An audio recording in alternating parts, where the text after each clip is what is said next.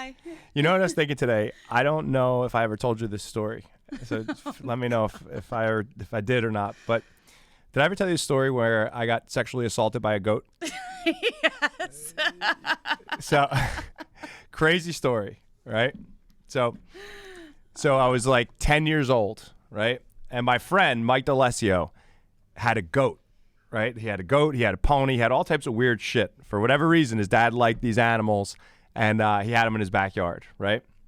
So one day, he got a new goat that was, I guess, it was probably less than a year old. I don't know how fucking old the goat was, but he was young, right? His name was Chester. And so we're in the back. It was me, it was my friend Mike, and his brother Frank. And we're in the back with Chester just kind of playing with the new goat. All of a sudden, we're back there just hanging out. And again, I'm 10, Frank is... How do you play with the goat?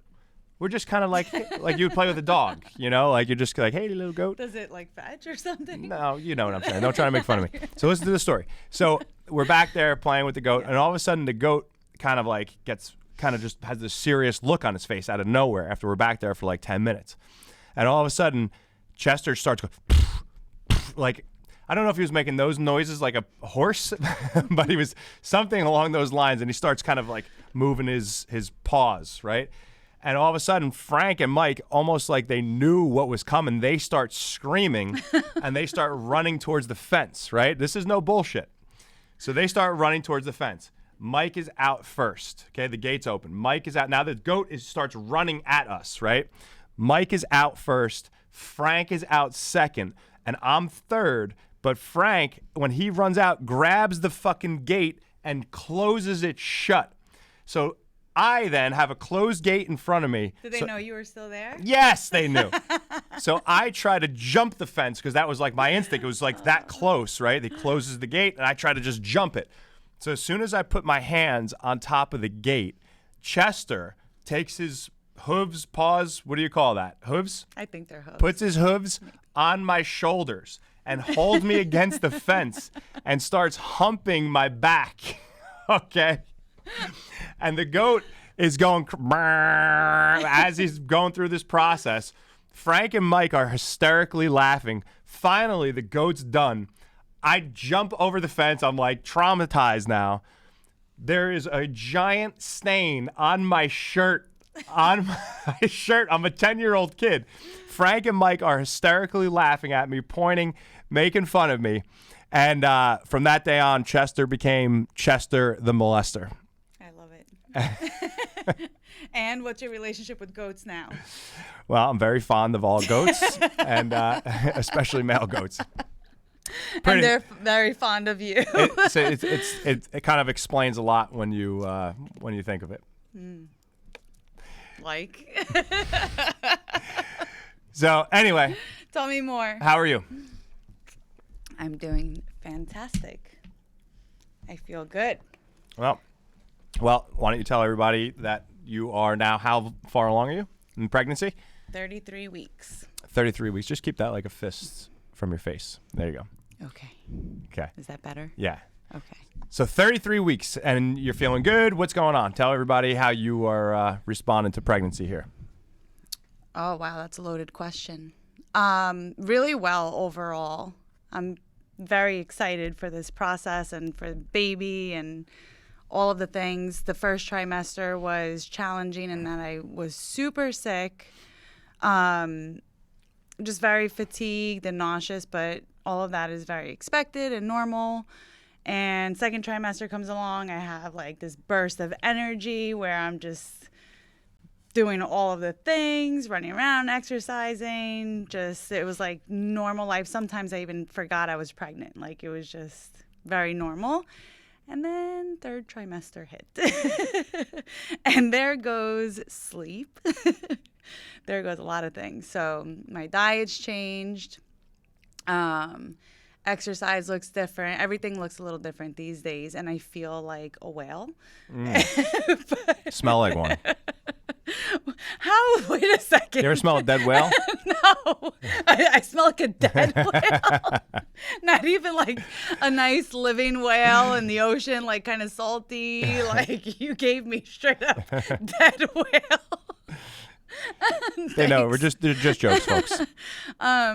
Yeah. So, but other than that, and just feeling like, big, I feel amazing. So you mentioned some of the dietary changes that you've made. Why don't we talk about that a little bit? Because we had a little bit of a process there. So why don't we fill everybody in on kind of what's going on?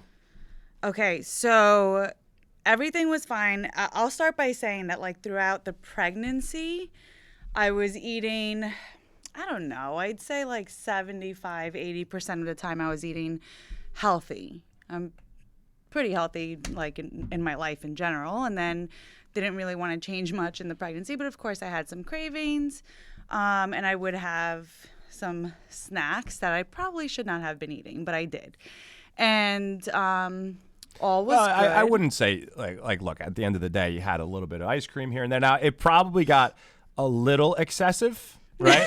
It got a little excessive. Well, you weren't dieting yet, and your influence is pretty so that strong. means if I was eating like shit, it was kind of excessive. So, but I think you did kind of bring that into like the weekdays a little bit. Like if I had ice cream on a Sunday night, like you kind of had ice cream on Monday, Tuesday. Yeah, it snuck. But not every day. No. Not every day. And for me, like I would have 2 scoops where Chris would have like 2 containers of it. Yeah. So big difference. But yeah, so I was definitely eating a little different than I did prior to the pregnancy, right?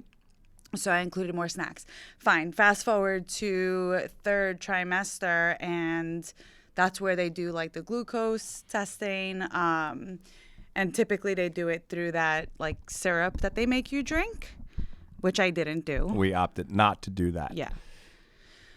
For so many different reasons. Do you want to go into that? Well, first off, like there's some of the brands that they use, we know that there's some harmful chemicals. There's like a flame retardant in there, like some of it's banned in different countries. Mm-hmm. But I think even aside from that, why would we just bombard the baby, fetus with so much sugar just to see how you respond? Like when we found out that the alternative was doing a finger prick, and it's a little annoying, right? Like you had to do it 4 times a day for 2 weeks to test your blood glucose levels. They wanted fasted blood glucose, and they wanted it, 2 hours after each meal, right? So 4 times per day she was testing. So annoying, and I'm sure more annoying for you than for me. But both of us opted that this would be the more intelligent and even safer protocol to test your blood glucose levels. Yeah, because even though I had started to eat some more snacks during the pregnancy, there was no way I was coming close to the amount of sugar that's in that one drink. There's more sugar in that drink than in the ice cream that you were eating 7 days a week. Yeah, so that's a major part of it. It's like, why would I shock my system? Why would I shock the baby? All the things, and then put like the flame retardant into my body. Yeah, well, I don't think that ingredient was in this one, to be fair. However, it exists, and that's pretty crazy. It does exist. And, I feel like, because I've been asked a lot, I have Gigi, which she's 18 years old, and I've been getting asked a lot, like, what did I do when I had Gigi, right? And to be completely honest, I don't even think that was a thing back then. Like you're talking like 19 years ago, during my pregnancy. 19 years ago, I truly don't remember doing it.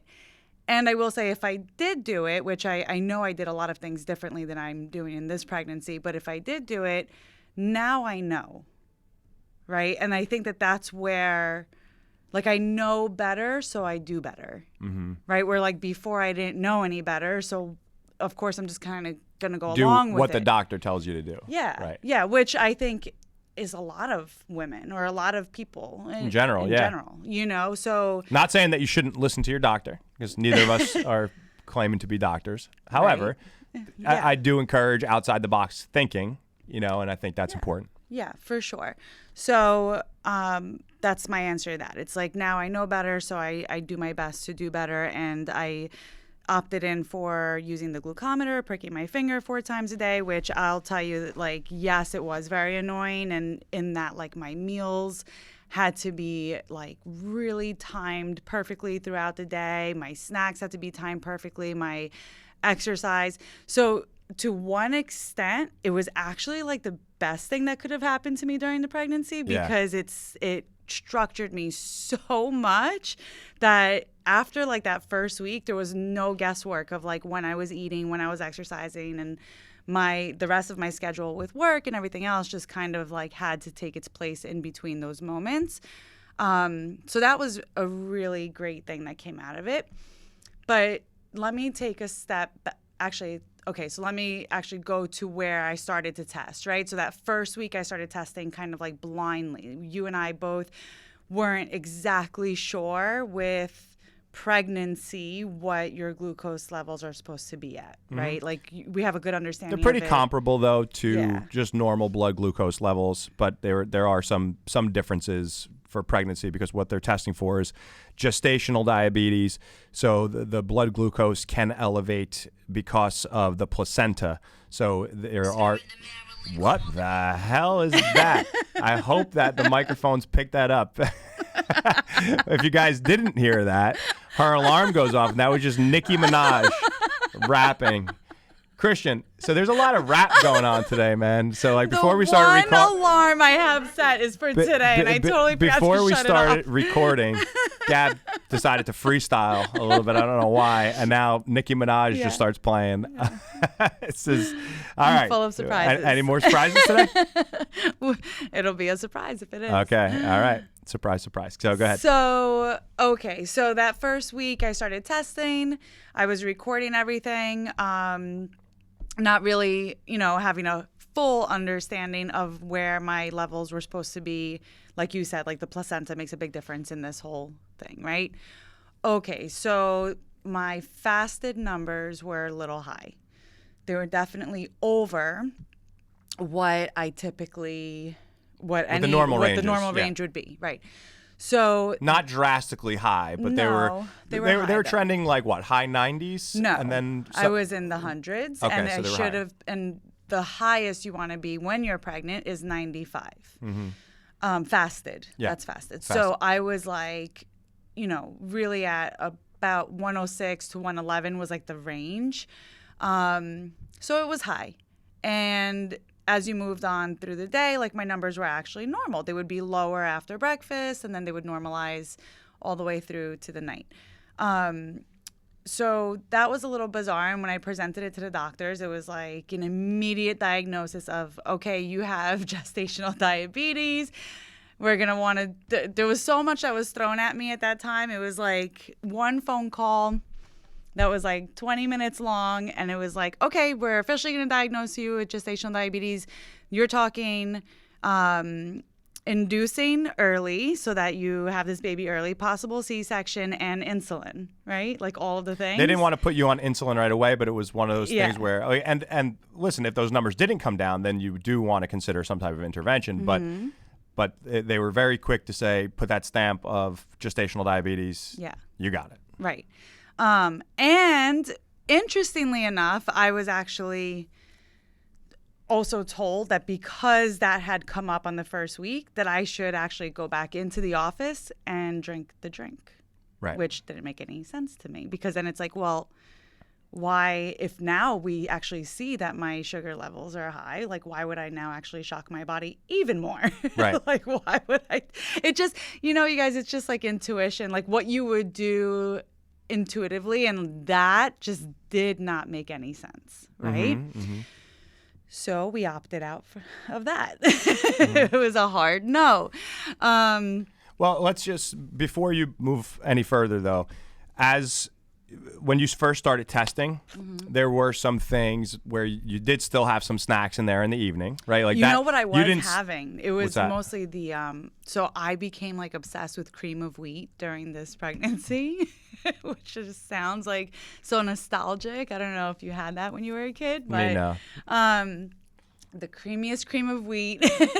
No, with honey, and I, that was like the worst of it though, right? It wasn't like I was having boats of the thing was before you noticed the trend in your fasted glucose numbers being high, you were still eating like those snacks, like we talked about earlier, right? It was still like some ice cream and stuff like that. Then you noticed that they were trending high, so then you cleaned it up. You kind of cut those out, but then you were still doing things like, not that cream of wheat is bad with a little bit of honey, but I think it was just you were eating way too close to bed.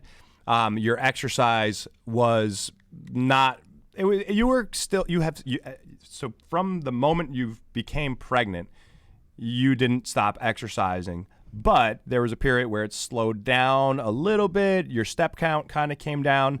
So we decided to make some interventions. Like once the doctor said like, hey, you have gestational diabetes, Gab and I were both like, look, maybe you do have it, right? Because you are active, you are fit, but and you do eat pretty damn well for the most part. Maybe you do have it due to the placenta, and sometimes that's out of your control. But first, why don't we take some dietary interventions? Why don't we make some shifts to your exercise program? Let's give it a week or so, and let's see what happens with the numbers. So talk about some of the changes that we made. Yeah, so you wrote me a diet. Thank you very much. You're welcome. So you wrote me the diet, and it was really... So you took a medical scare for her to finally listen to me. Well, so it's really just healthy food, like real food, what you preach all the time, like no BS. And I cut out a lot of the fruits because don't forget, I was also eating like 4 oranges a day, a couple of bananas a day, melons. 17 bananas. I was literally like, I thought I was eating healthy and I was eating all the fruit under the sun. So fruit is not necessarily a bad thing, but it was just excessive. Yeah. So we cleaned it all up, and do you want to talk more about what the diet looked like? Exactly. Why don't we just talk about what the diet looks like now, and tell everybody kind of what you're eating, and then same thing on the training side. Like legit what I'm eating every day? Yeah, just a quick little rundown, a basic It's the same every single day, right? So breakfast, 5 eggs. It's 3 whole eggs, 2 egg whites, and then I do a 1/4 cup of oats with I sprinkle some walnuts in there, some unsweetened coconut flakes, and like a 1/4 cup of raspberries.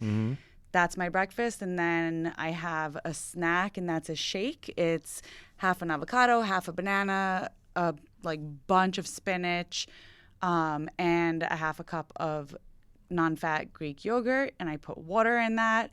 So that's my snack. And just to jump in on that. Yep. So because she's pregnant, here's the thing. Even good quality supplements, guys, you might not know what you're getting in there because the supplement industry is kind of still the Wild West, unfortunately. So we don't feel comfortable with, any protein powders while she's pregnant or anything like that. So for a smoothie, we opt for Greek yogurt just because we feel like that's the better option. So no protein powders or anything like that during pregnancy. For the most part, like I use a high quality protein powder. She typically does too. But once she became pregnant, we're like, nah, let's get rid of that. And instead we'll just do Greek yogurt. Yeah. So then for my lunch, I'll have a ton of salad. So like whatever greens, right? Just mixed greens with about 5 ounces of protein. And that's when I have like a cup of brown rice typically is what I mix in there as my carb. And I'll also put like either like a tablespoon of olive oil or some walnuts or whatever it is for the fats. Then I have another snack, and it's usually another half cup of Greek yogurt with berries, and that's the last of the fruit that I eat for today. So that's around like 3 o'clock or so. And then I have dinner around like 6 o'clock, 6 to 7, depending on like what my day is doing. And my dinner is it looks similar to lunch. So it's like a salad, my protein, a half avocado, and no carb, right? So I cut out the carb at that point. And then that was the first like 5 days that we were doing that. And then I was like, holy cow, I'm really hungry. I'm growing a human. This is like, I was starving at one point. So all we did was eat more. I added yogurt right before bed, or like about 30, 40 minutes before bed at least, but I can't wait too much because then I go to bed starving. So we had to find that sweet spot. Yeah. And by the way, just so everybody understands, like the layout of those meals was way more food than what she was already eating. So she was probably getting more calories prior, but she was getting them from junk, right? For the most part. So when we laid this out at first, she was like, wow, this looks like a lot of food. So we established that as like a starting point. But she was hungry, and you need more calories when you're pregnant. So then it was just like, okay, now that you did that, you're hungry. That's not good. Let's eat more, right? Yeah. So now we made that change. And how are you feeling? I feel great. I'm actually like at a point where it shifted a little bit. Like this week, I'm not as hungry, so I'll just shift, right? Like a little bit less rice in my lunch or whatever. Like I just make adjustments, but nothing else changes other than like the amount. And I don't go overboard. Like I don't, pile on like 4 cups of rice if I'm really hungry. I just have like more snacks during the day and then, or I space it out, whatever. I just adjust, but it's all the same foods. So with that, we've continued to do my blood sugar with the glucometer, and it's been normal ever since. Like actually it's been on the lower end of the spectrum of like where I should be. Some mornings I'll wake up and it does fluctuate where it's like around 90 to 94. The highest is 95. But for the most part, I'm in the 80s, and during the day, it's like perfectly fine. I'm super low. So yeah, we never had an issue after meals. The issue was really in your fasted glucose. So we got the numbers back in check. And listen, we hope not, but that could change, right? And we don't know what's going to happen. But I guess the point is, through dietary interventions and dietary changes, we're able to change a lot about your blood glucose levels, obviously, right? Even with being diagnosed, like putting that stamp on you, like, hey, you have gestational diabetes. You may need to get on insulin, and you still we don't know, right? So you don't want to speak too soon. However, it's been probably 2 months now. Yeah, it's been several weeks, and 6 weeks at least, right? Of testing, like the complete cycle of it. Yeah, it's been about 6. Yeah. Okay. Right. You don't know what's going to happen. I'm totally aware of that. And my eyes have opened to, I've always known this, right? Especially having you in my life and doing the work that I do. Like, I've always known that, like, the exercise, the healthy eating, all of that obviously makes a difference. But, like, really taking it seriously, like, really seriously. And it's for a moment in time. What I'm doing right now, to be completely honest, I don't feel is sustainable for me, like, forever. Like, right. You're going to eat. I can't. You're going to eat off of that menu, right? Like, you're going to have some flexibility in there. But this was what was kind of required at this point. So, so because we're having a tough time keeping your glucose levels under control. Right. So, but ever since we started the diet, it hasn't been a tough time. It's actually been neutralized, and it's like, there hasn't been one spike whatsoever. And just to throw something in here, because people hear the word diet and they may think like, oh, like Gab's on a diet, like she's restricting calories. Like, no. Everyone is on a diet, right? It's what you ingest, what you eat is what makes up your diet, right? So your diet right now consists of real food and no bullshit. And the reason we have to cut out bullshit is because of what we just talked about. So with that, though, you're not starving yourself, right? We're actually eating way more calories, right? So calories are significantly increased because you have a little Christopher in there who is going to be coming to the world in just about 6 weeks or so. It's crazy. So you got to feed that boy. So anyway, the point is, you look fabulous. I'm not just saying that. You look beautiful. You're glowing. You're energetic, even though your sleep sucks and you've been waking me up a little bit because you're tossing and turning. But you look wonderful. With it. Thank you. Yep. And so I guess the point is too, it's like the other side of it, like during pregnancy, you don't have to gain, 50 pounds of additional body fat. You could eat very well and very healthfully and still be active and fit. And in fact, you should. There are some tweaks that you should make to your training program, of course, and even to your nutrition program. However, with a training program, you don't want to put a heavy barbell on your back and squat and load your spine. You don't want to do heavy deadlifting and silly things like that while you're pregnant. However, there's a lot you can do. We keep an eye on your heart rate, make sure that doesn't get too elevated. We make sure you don't fatigue yourself too much. You're not training to failure, but you're active, right? So you're doing 2 strength training days per week. Both of those are full body days, and you're getting a lot of walking in, right? So what's that look like for you? Like your activity in general, how you splitting it up? It's really just been exactly that, and then I'll do and then I'll add in the yoga, but the yoga is like really shortened these days, and it's more of like a very slow. I don't like using the term restorative. That's a whole other conversation, but it's that's the best way that I can explain it right now. It's just like really just more of a healing style. Like I'll get into child's pose and just sit there for a while and do a couple of like warriors and, just to like keep my practice going. But for the most part, it's become the 2 days of strength training along with walking. Walking has been my life. Like I do it when I wake up, when I like in the middle of the day, right before I eat my snacks, or like after lunchtime. I'll keep going out. I do have that goal of like hitting at least a 10K. That's just really for me to just make sure that I'm staying active even on the days because I was doing yoga. 10K steps a day. Yeah. Right. Just it's just for myself to make sure that I'm like staying active. I don't hit it every day. I don't, just because whatever. I mean, there are days that like I literally wake up 6 times during the night. And then the last time that I wake up is like 3 a.m. and I can't close my eyes anymore. So I'm a little tired, So those days take a hit for sure. But I still do it. I do some of it, and I feel amazing. And I will say that you had mentioned before that there was like that moment in time, like in between the 2nd and the 3rd trimester, where my exercise got like less and my diet kind of went to shit a little bit. But at that time, things started transitioning into the 3rd trimester, and I got I was in a lot of pain.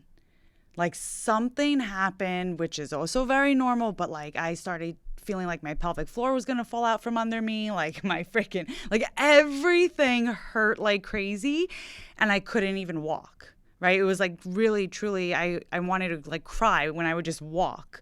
So I didn't, which what happened was like when this whole gestational diabetes thing came up, and it was like, you need to start really getting back into like doing something, right? And this wasn't every day, you guys, that I was like totally sedentary, but it was like it started to like go that route, and I let it be an excuse almost for like a minute. It literally lasted a minute. But this diabetes thing came up, and then it was like, oh my God. And then I got freaked out. I was like, how am I going to even do this? Because I'm in so much pain. I can't walk. By the 4th day in, no more pain. And here I am, like a whale, a dead whale, according to you. I say you smell like a dead whale. And I feel like 0 pain in my back, like nothing in my pelvic floor. Like I feel so good physically. The only thing right now that's taking a bit of a hit is my sleep, because you can't get comfortable. I'm just tossing and turning. Have you been still doing breath work? Yeah. While pregnant? But very like slow and controlled breathing. Okay. So more of like, for me, and I would recommend this to anybody out there who is pregnant, not to do like the up-regulating breaths, which is like an average person is typically breathing in an up-regulating way anyway, because they're typically at like 18 plus breaths per minute. And I really try and keep it at 5 breaths or so per minute. So I'm doing a lot of like down regulating to calm myself, like just keep myself super calm and collected. And that's all I'm doing. So that typically consists of like an even breath, which is like a 4 count in, 4 count out, or 4 count in and 8 count out if I'm like feeling a little edgy. How long will you do that for? Honestly, I've gotten to the point with my breath work that it's throughout the entire day, essentially. I know that sounds a little funny, but like my personal breath work practice has become, it's so, how can I explain this? Like, I can be in the car and I'll doing it. And I'll So be you're doing just kind of doing I it, just do it unconsciously now. Yeah, almost. Pretty much. But yes, and a lot of times like intentionally throughout the day, but unintentionally is like the more even breath. And then intentionally I'll be like, okay, I'm just here in the car. Let me do like 2 minutes of some intentional breathing, and then like I'll move on with my day, and then I'll do it again, because I have like a separate meditation practice. Mm-hmm. So I don't really use breathing as meditation all the time anymore. Okay. If that makes sense. Like, I know you use it within your meditation. That's really only when I do it. Well, I mean, I don't know if you would consider when you're training, like strength training, to be breath work. But you know what I do as well. So yeah, for me, it's mostly my 5 minutes of meditation where I do box breathing. Right. But what I have been really trying to do is incorporate some of the breathing drills to relax in jiu-jitsu. If I'm in like a nasty position and I'm just trying to find my way out of it, like I try to take my time and just really focus on my breathing. Mm-hmm. And that's what I'm doing now, especially with baby, right? Because I don't like when you call him baby. It just sounds weird. He's a little baby. I know. But whenever we go to the doctors, you're like, yeah, baby is doing fine. Baby is doing okay. I don't know. It just sounds kind of weird. Maybe it's just me. What do you want me to call him? An animal? Like, he will be an animal. That son of a bitch is going to learn as soon as he's out of that fucking womb. Oh, jeez. Putting that kid to work.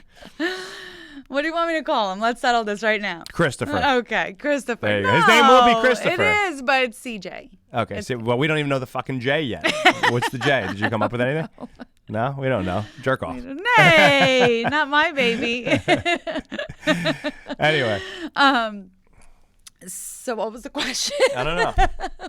Where were we going? We were talking about breathing and jiu-jitsu and using your breath work. Oh, right. So I said that's exactly the technique that I use during the pregnancy with little CJ because there's a lot of stress around pregnancy. A lot of stress. There are a lot of women who are first of all, they're scared of the whole process. Yeah. They're then like super freaked out about like actually giving birth. Have you been freaked out at all? No. Not at all? Like anxious or anything, or no? Which part? Just in general, like throughout this process, about delivering. The only time that I was freaked out that I literally had a very strong, like set breathing, like what you asked me before, like, you know, about my breathing practice essentially during the day. And I would take like 30 minutes before bed or whatever it was. But it was when we were trying because that was really nerve wracking for me. And for us, it took several months longer than I expected, and it started to get really scary. Yeah. And that was like heartbreaking for me at that time. So yes, then I was in that state of mind where I needed it more than anything. But once it happened, like, no, I'm enjoying the process. I love being pregnant actually, and I am so excited for like actually having the baby and birthing the baby because I'm going to go full-fledged like breath work all the way and no intervention, no epidural is what I'm shooting for. We shall see. Right? Because I know things could get a little crazy. Yeah. But that's the plan. Hopefully it works out. And yeah, I'm excited for it. I'm actually curious to see like how far I can go and if I can go all the way just through the knowledge that I have of breath. Mm-hmm. We shall see. I'm excited. I'm a little nervous myself. We'll see. I'll bring my catcher's mitt and we'll see if we can figure this out. It's definitely going to be interesting. For both of us. Now, throughout this pregnancy, obviously we have a lot going on, right? With you physically and then just preparing for the baby and all that stuff. But you and I are both business owners and entrepreneurs, and we've had to still get our shit done and run businesses and whatnot. And I know you're working on some new projects. So what is it that you're working on now?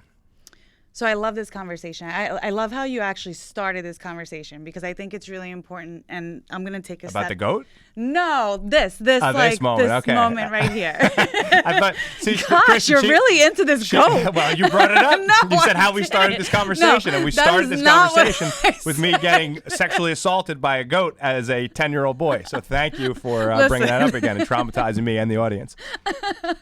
You're really stuck on that, huh? No, this part of it, because I'm going to take it a step back. You did say, like, we're about to have, CJ, and we're both business owners, and we're both, like, still getting shit done, even with all the things happening.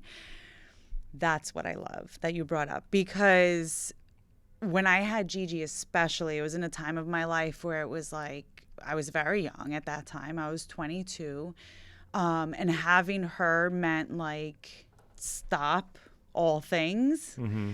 And my parents are Brazilian. I come from a very old school family. They're just like that way of being. And it was, I couldn't work. It was like I'd be the most horrible parent in the world if I worked, according to them, right?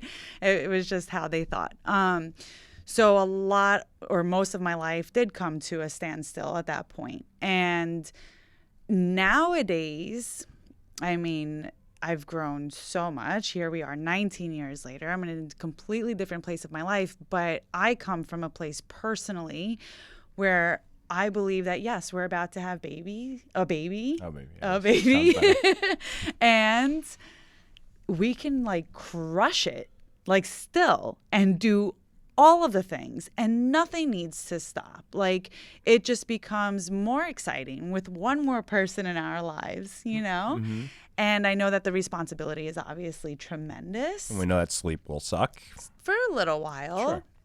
But it doesn't mean that we have to stop what we're doing or give up on our dreams or like completely change the plan or a course of action, right? Like, it just means let's go. We'll have to adapt. Harder is like how I'm feeling. And interestingly, like, in this pregnancy, I have experienced personally so much expansion on a personal level and on a business level. So if I compare it to my last pregnancy, when I was very scared and very young at that time, and just in a different state of mind, I didn't do like any personal development back then. I didn't even know what that word meant. Probably I had never heard of that kind of stuff, right? So it's like you're in a contracted place, and nowadays I'm in this expansive place, and I'm very excited for it. So yes, I transitioned my business slightly, where I decided it's always been a goal of mine to just do bigger programming within yoga or higher level education. And so I currently am in launch for a 200-hour teacher training. And that's like all I'm doing. And you know me, and it's not something that it's something that you've always kind of got at me for, but I'm the type of person that, like, I love creating all of the things. I get like shiny object syndrome. I'm always like, oh, I could do this and I could do that, and I can create all the courses. And for those of you who are not watching this, he just killed himself. Or at least pretended to. Right? So here's this moment, though, where I'm creating a human in my belly. It's taking a lot out of me energetically and in all of the ways. And I decided personally that I wanted to just focus on that one thing that I've always wanted to do anyway, which was the bigger program, the teacher training. And I'm going all in on that. And the cool thing about it is that there was a little bit of fear, right? Where it was like, okay, I'm going to put all else aside. Like, I was running Beyond Breath, which is an internationally recognized breathwork program for people who are working through anxiety, things like that. And I had had that program for almost 2 years now, and just, launching it over and over again. And then I was like, okay, I'm going to kind of like close the program out. And that was like, well, at least for now, right? For now, but it was like scary to do that. And it was almost like, wow, like that's what I do. And though, the teacher training was always in the background. So I thought, okay, this is what I really want. This is where I'm going to focus. And that's just what I went for. And it's exploding, right? So that's been really, really cool to just watch like grow. We didn't start yet. We start in September, but I had a goal to hit 10 people, and I'm one person away from my goal, and I know I'm going to blow through that by September. And so I put those numbers out there, and I talk about like the goals behind it and what I'm doing, because again, to like bring to life the vision of you don't have to stop your life or stop your dreams just because now things are different in one way or another. And for us, it's the baby, right? And this happens in so many different ways for people. Sometimes it's not a baby. Sometimes it's a different type of shift in their lives, and everything shifts. But, I put something up yesterday, actually. It's like what you see in your life it's like what you're focusing on, right? Like what you actually see is like where your focal point is. Well, like our friend Borges says, if you focus on you grow. If you focus on shit grows. Oh, I like that. Right? Yeah. And that's exactly what it is. And so I am super excited. The baby will be just a few months old, and I'll be starting this massive training, which is a part of my life along with baby. So sorry, I called him baby again. Yeah. I'm going to have to work on that. Yeah, you got to stop that. Driving everybody insane.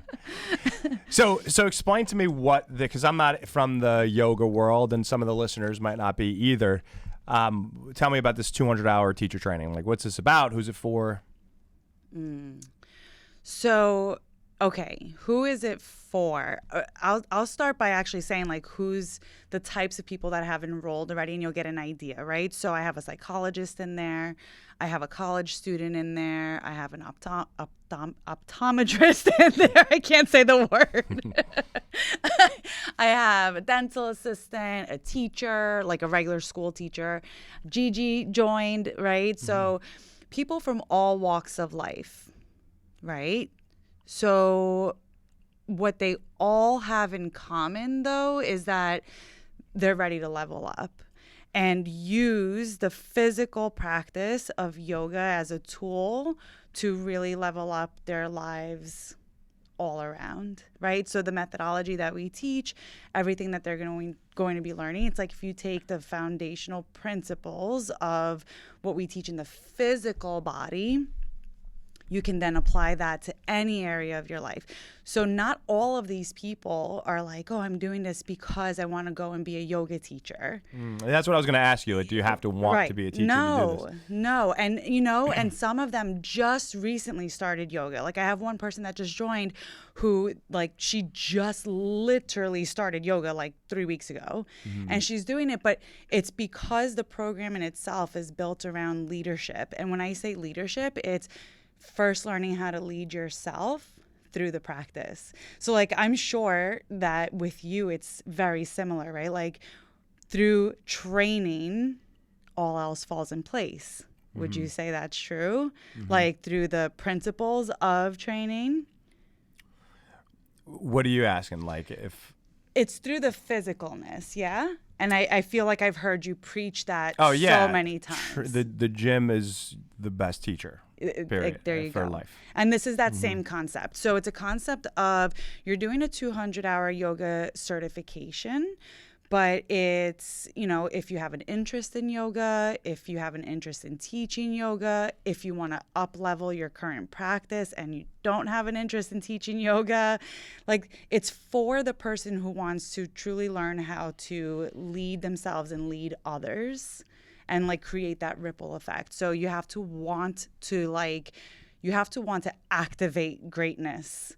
Like, it's not for the person who's like, oh, I want to be like a yoga teacher and, just, I don't know, like, there's no fluff or BS in my programming, right? It's for people who want to make an impact in any area, right? So, for example, the psychologist that's coming on board, not really planning on, teaching yoga, but he's planning on using these tools in his own practice in one way or the other, right? So it's a tool. Yeah. So again, like, who is it for? It's for all walks of life, but you have to be ready to want to activate greatness and really launch yourself and have like that entrepreneurial spirit where you're like, you want to take off and create community, create an impact, and keep that going, right? That's my goal, really. In one way or another, you want to spread this methodology and just make the world 1% better every day. Is that what you say? Now, is this an online program, Gab, or is this in person or both? So I'm doing a hybrid model, but the model it's mostly online. So there's two pieces to the online portion. There's a self-study piece to it, and then there's a very interactive live piece to it. And the reason why I say that and I stress that is because a lot of these certifications are pre-recorded, or even if they're not pre-recorded, they're done in like a webinar style where you can't really ask questions and interact. And I really want to prepare people to leave this certification like ready to do the thing. So the calls are going to be live. They're going to be interactive, and I'm going to be giving like real-time feedback. They're going to have projects. They're going to just be really immersed in it fully. And then at the very end is when we do a gathering in person in New Jersey. And that's for 3 days, and it's all day for 3 days. So it's super intense. And that'll be in February. So it's a 6-month experience that you're going to be with me, right? We begin in September and you graduate in February. And because of my background in breathwork, this is a 200-hour yoga teacher training where you're also getting a separate certification in breathwork. And a lot of the work that we do within yoga, you're pretty much going to be a yoga teacher with a specialization in breath work and breath to body movement, which you would think is exactly what yoga is, but it's lacking in the industry big time. So, yeah. So that's in a nutshell, what it is and how the setup is. You had another question. No, but I do have another question. I didn't, not a question that you knew about. Okay. I don't remember what else I asked, but so you could live anywhere and you could do this program online, and then you could travel here in February. It's going to be in Jersey, in person. Mm-hmm. So then you could travel here to Jersey, and then you could do the 3-day finale. Whatever the fuck do you call it?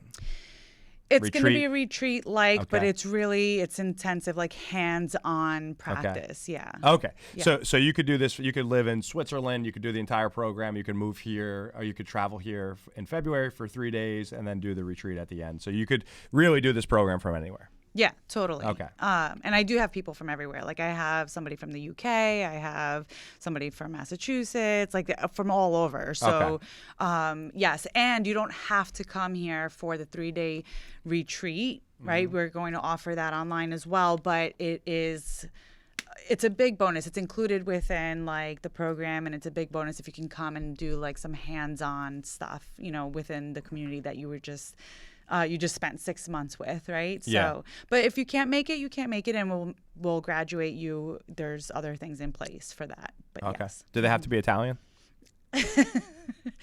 Let me think if I have anybody who's Italian. Because would that be one of your requirements? Well, because if you're Italian, if you're from New Jersey, that's already a leg up. Like you're already half certified, right? Yeah. Well, I don't know. Maybe in what you do.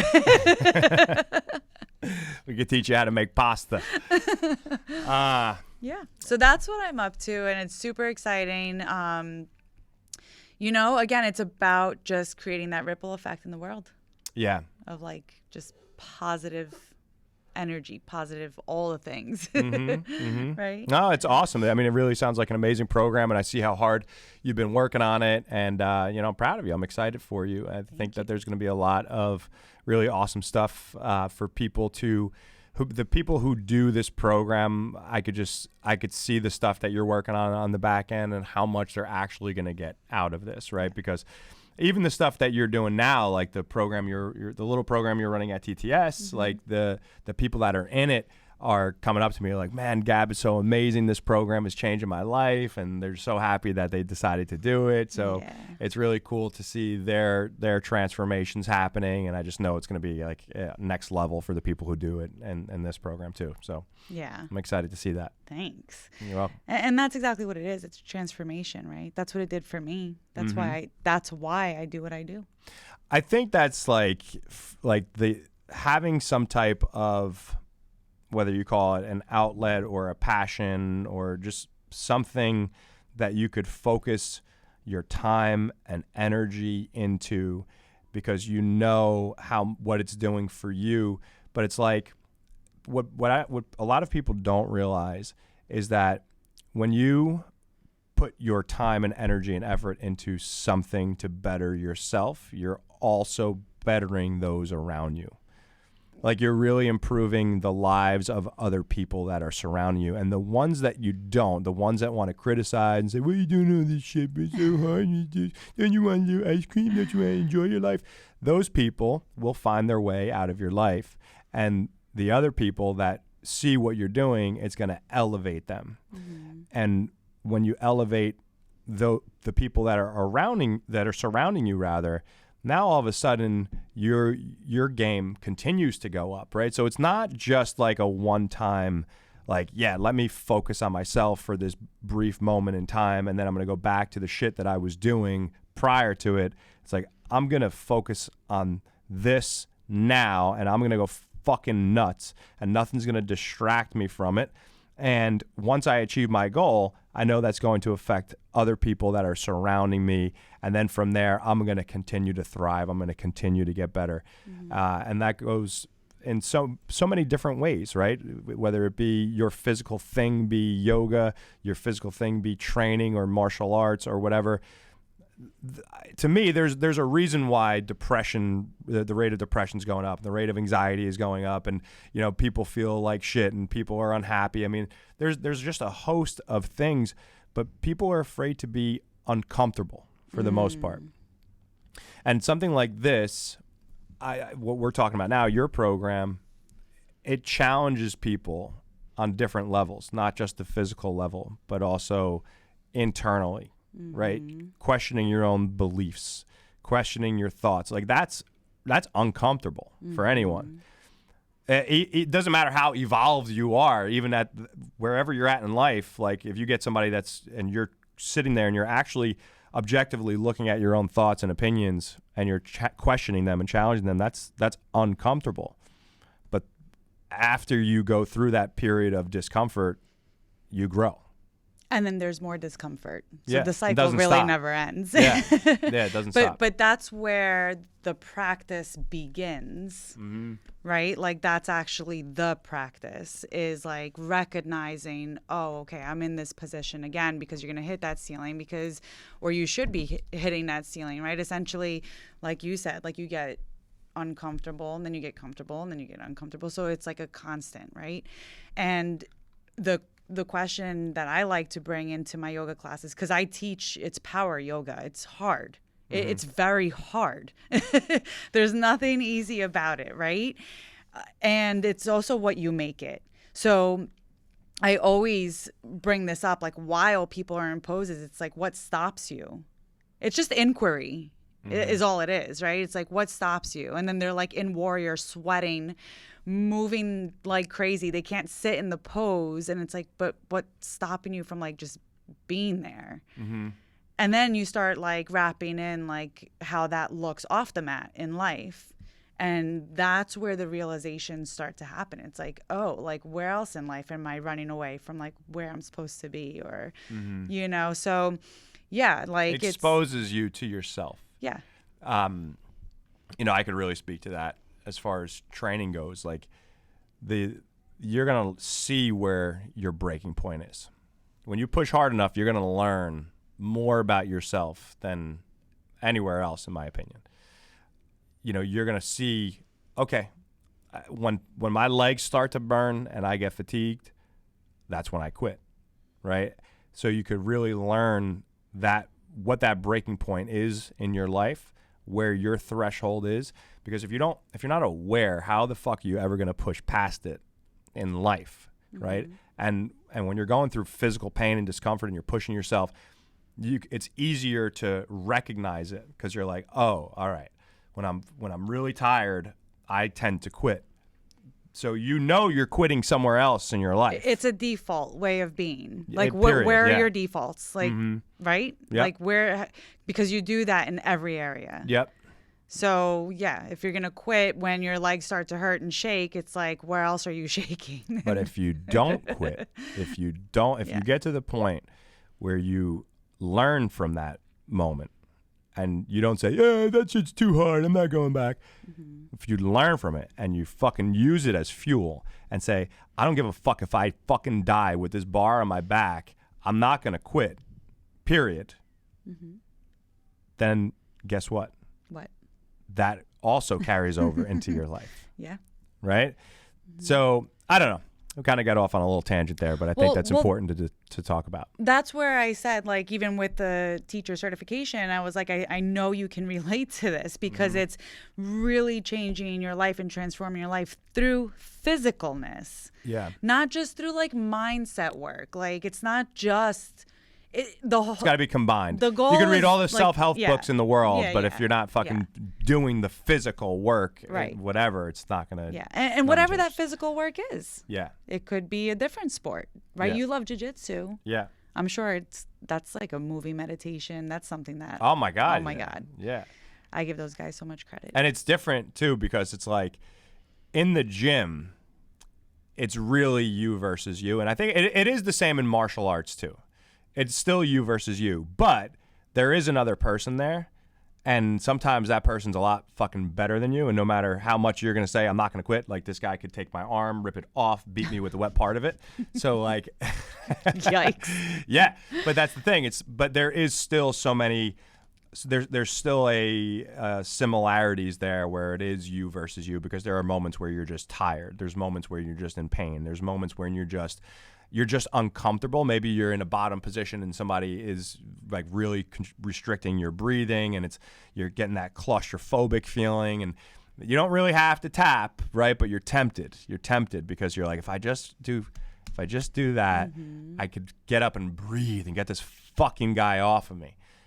But if you just really take the time to try to figure out how to get out, right? And usually you could find a way. It just might take a little bit of time, a little extra work, and it's hard to do. And believe me, I've been in those moments, where I've fucking just wanted to get the fuck out of that position. And honestly, there's been times that I have, especially early on, just learning, but then it's like you feel worse about that. And just like I said earlier, it's like, man, you're like, I don't ever want to feel like that again. I'm going to make sure that never fucking happens. I don't care how uncomfortable I am. I'm going to make sure even if I don't get out, if I could just keep pursuing the way out, just keep searching. Don't quit. You won't lose if you don't quit. Yeah. What comes to mind for me with that is like, it's a certain kind of surrender. And I just want to bring awareness to that. In my belief, surrender is by no means like passive. And it's just a very different way of doing things. So I think jiu-jitsu, like what you were saying, like with training, like you go hard and it's like this, there's an aggressiveness behind it, like a strength behind it. Whereas like with jiu-jitsu, and then I can relate it to yoga a little bit more too, is there are times where like the softness, the like breathing while you're like pinned essentially, right? And being able to surrender in that moment, to just take a moment and take the breath that is necessary so that you can then make the right move. That's like golden right there. And that's different than tapping out. So surrender is not tapping out. It's like it's a very like active way of surrendering and just like being in the moment fully. And that to me is like flow. And that's why I love like. Yeah, I look at that as like just let go. Just let go of the shit you're trying to hold on to and just keep working. Right? So you say surrender, I say let go, tomato, tomato. Yeah. But we're talking about the same thing, right? Yes. Just like, just let go of the whatever it is. Control. Yeah, the need to control, right? I used to get that a lot because I talked about this a while ago, and I used to be like deathly afraid of flying. It's like, what is that? If you're afraid of flying, like, what is it? It just, you don't have any control. And that's the fear. The fear is coming from a lack of control. So figuring out how to let go of that and saying like, you know what? I don't need to fucking control. If something happens, but I'm not going to not experience an amazing trip because of fear of the unknown. You know, and how many people hold themselves back in life in so many different areas just because they're afraid of what they don't understand. That's what we do as human beings. So not to say that I don't fear things. Of course, fear is a natural feeling that we're all going to go through, but it's you need it. It's it's a survival instinct, right? But it's realizing that a lot of your fear is bullshit. Most of it is bullshit. Most of it. I mean, how often are you? Yeah, if somebody puts a gun to your head, yeah, I'm going to shit my pants. Yeah, but how often does that happen? Right. Well, hopefully never. Right. But that's the thing. It's like just being aware of like trying to really uncover and tap into where is this coming from? Like, why am I afraid to get on this plane? Is it because it's this big plane that's going to fly through the sky? Like, well, people do it every day, thousands and thousands of flights. Like, what am I really scared of? And then what does that bring on, right? So like that fear brings on the control, right? The action of control, and that control is now contracting you both in your body and in your life, right? So it shows up physically. You guys just pay attention to like when you're feeling overwhelmed, like the tension that you have in your body and how it shows up in a physical way. And then when you actually like release either the fear or whatever, right? Or just because we're talking about that. So but it could be any other emotion. But when you release that, how it physically feels different too, right? So it's like just being able to notice it and work on the release so that you can enjoy life, because that contraction, it's going to stop you from doing other things in life, enjoying your life, right? Most people, they'll make excuses, you know this, up and down and all around about why they can't work out, why their schedules don't allow them because they have all these kids and all these things going on, and they can't, but it's really bullshit. It's a contraction. It's like a it's what people have been conditioned to feel. It's like they're afraid of something there, right? It could be so many different things. Afraid of criticism or of success even, or of failure. Yeah. And then that's like, it's stopping them in every area. Right? And that's the whole goal. I think that's like what you and I do. I love that. I was finishing my tattoo the other day, which I'm very happy with. I posted a video of it on my Instagram. When I was getting tattooed, and I was like, all right, this hurts like fuck. Let me try to use some breath work that Gab taught me to see if I could just breathe through it. And it still hurt like fuck. Well, why don't you tell them how you cheated? Okay. First of all, I knew you were going to go there with that. She likes to talk shit. Wait, because... So hold on. Okay, let's get into it. Let's do it. So I have in total probably 55, maybe 60 hours worth of tattoos on my body. Okay. I have never done anything to try to numb or avoid the pain. I've taken 50 fucking hours of getting tattooed. So someone that I do jujitsu with actually said to me, hey dude, why don't you use numbing cream? And I said, does that shit actually work? It sounds like bullshit. And they were, no, it absolutely works. It's a game changer. So I had one sitting left of this tattoo, and I said, fuck it, I'm going to order numbing cream to see if it helps. Cheater. So I used numbing cream, okay? And I'll tell you what, I'm never getting tattooed again without numbing cream. Because like I was just telling you, the last 2 hours still, like it was a 4-hour sitting, the last 2 hours still sucked. But the first 2 hours were like running through a bed of fucking sunflowers. It was just amazing. Compared to a normal tattoo sitting, I didn't feel anything. Like I felt a little bit, but it took off, I'll say it probably took off like 50% of the pain. So I don't give a fuck what you call me. I'm using that numbing cream again if I decide to get another tattoo. It's not cheating. It's totally cheating. I don't know. For me, it's always been part of the process. Like, okay. She's judging me on 4 hours versus the 60 that I have. I have 2 sleeves. My legs are half done. But the numbing cream I use for a total of 4 hours and 60 hours. Because I might have you beat on that 50 hours, but easy. No way. Chris. No way. No way. I have 2 sleeves, a half a leg, you have a one half a sleeve, thigh, a sternum. A half sleeve that's not only... No way. No way. Yes way. We'll debate this, guys. We'll see. We'll figure it out. But anyway, let's wrap this up. Or do you have something else to say? I don't know. Now that you cut me off. Oh, did I cut you off? I'm sorry. No, we can wrap it up. Okay. We'll wrap it up. Where could everybody find you if they want to work with you? How could they get in touch with you? How could they learn more about your programs? The best place is really on my Instagram. It's Gabs, Gabs .Borges, Borges. That's my Instagram handle. You can just send me a DM there. And for anything, right? For my programs, just send me a DM. Let me know that you're interested. If you have any questions on yoga or breath work, I'm always happy to even just help and answer your questions if, there's anything there. And yeah, so I'm just going to keep it simple. Instagram. Awesome. Guys, give Gab a follow. And thank you so much for listening. Gab, thank you for coming on the show today. I had a blast. We talk every day. I'm with you all the time, but I still had a great time talking to you today. Thank you for having me. Yes, I appreciate it. Again, you look beautiful. And maybe next time we'll bring CJ on the show.